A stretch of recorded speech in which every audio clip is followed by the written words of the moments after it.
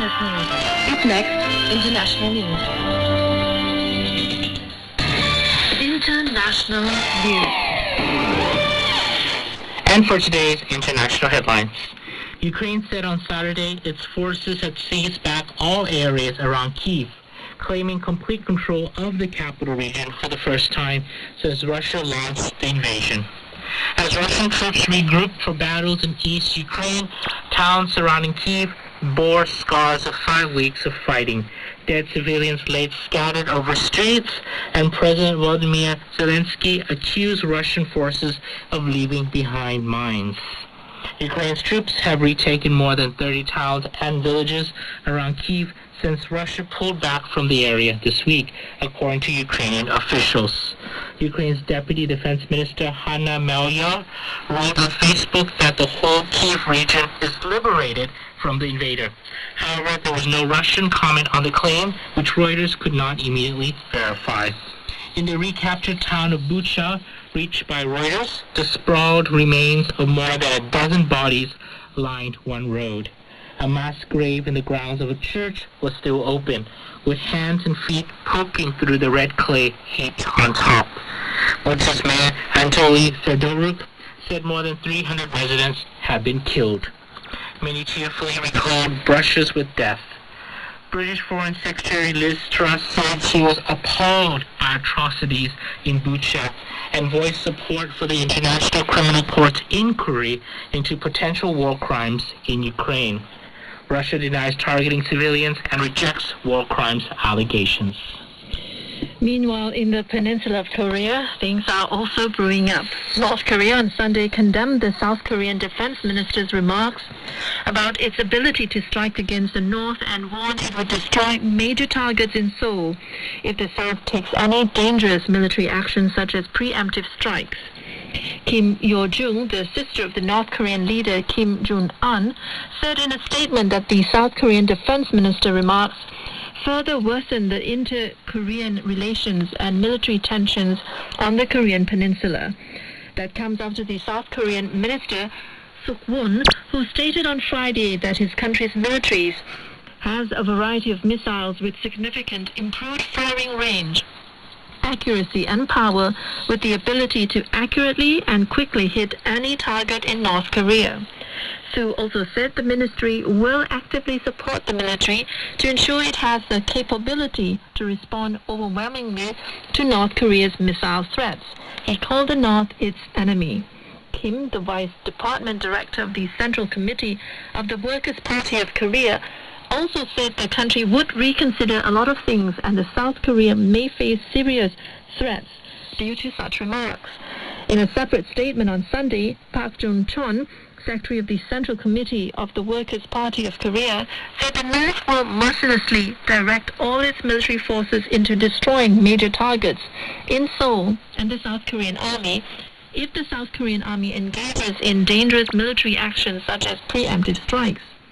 Tensions in the Korean peninsula have sharply escalated in recent weeks after North Korea tested 2 ballistic missiles on February 26 and March 4th that involved a new ICBM system that the country is developing, and as it conducted a full ICBM test, the first since 2017 last week.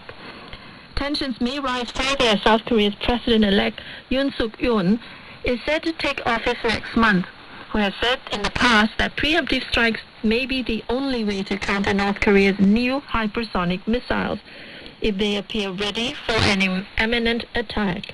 Yoon has called for boosting military deterrence, including by strengthening ties with the United States, and has vowed to seek establishing a permanent 3-way dialogue channel between South Korea, North Korea, and the United States.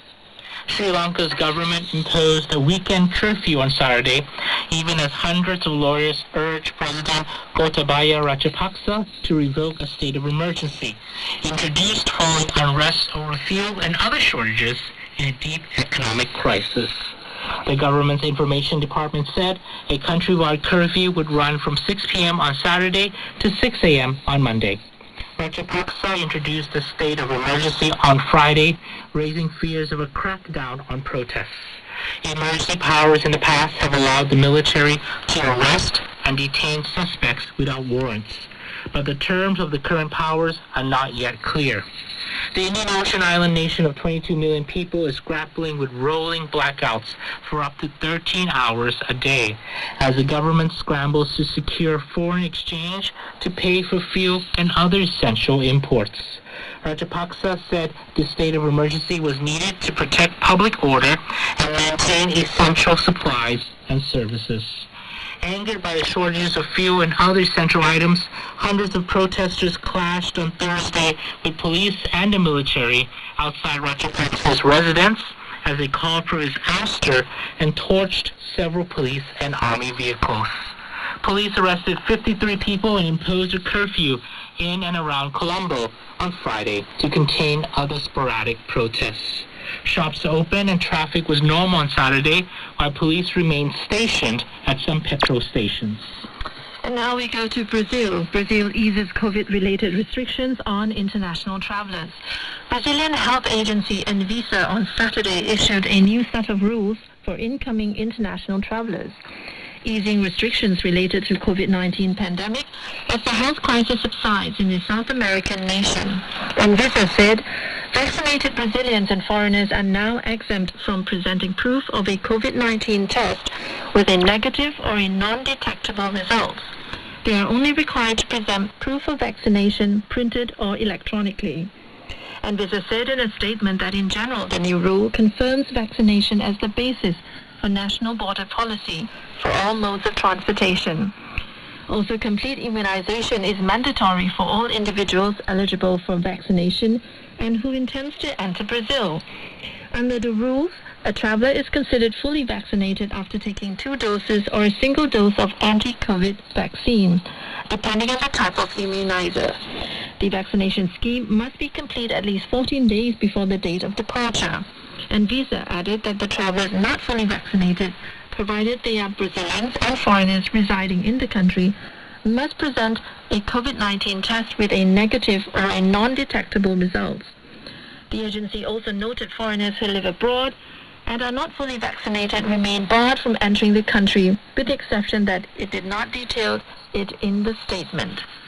Pakistani Prime Minister Imran Khan suggested on Saturday that he might not accept a vote to oust him, a move he alleged was being orchestrated by the United States. Opposition parties say Khan has failed to revive an economy battered by the coronavirus pandemic or fulfill promises to make his government more transparent and accountable, and have put forward a no-confidence motion due to be voted on Sunday.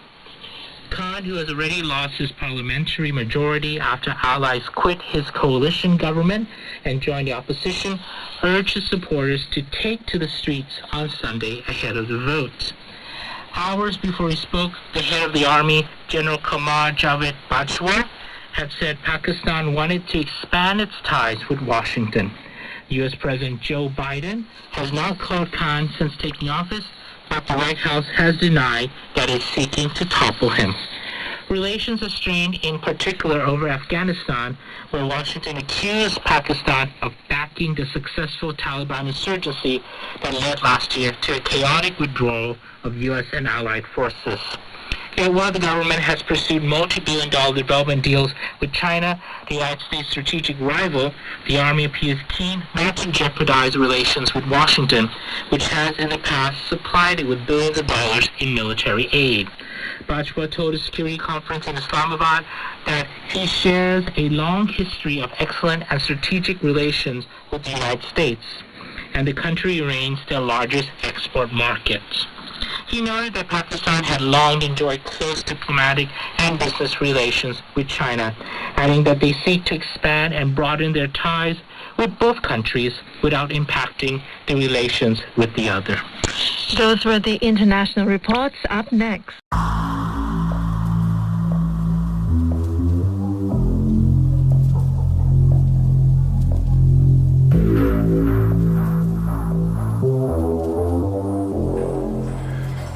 Don't know what you're messing with. Why in the hell don't you leave it alone? Who is she? They look just like you and I, but inside inside, they're different. They have no soul. Who are you?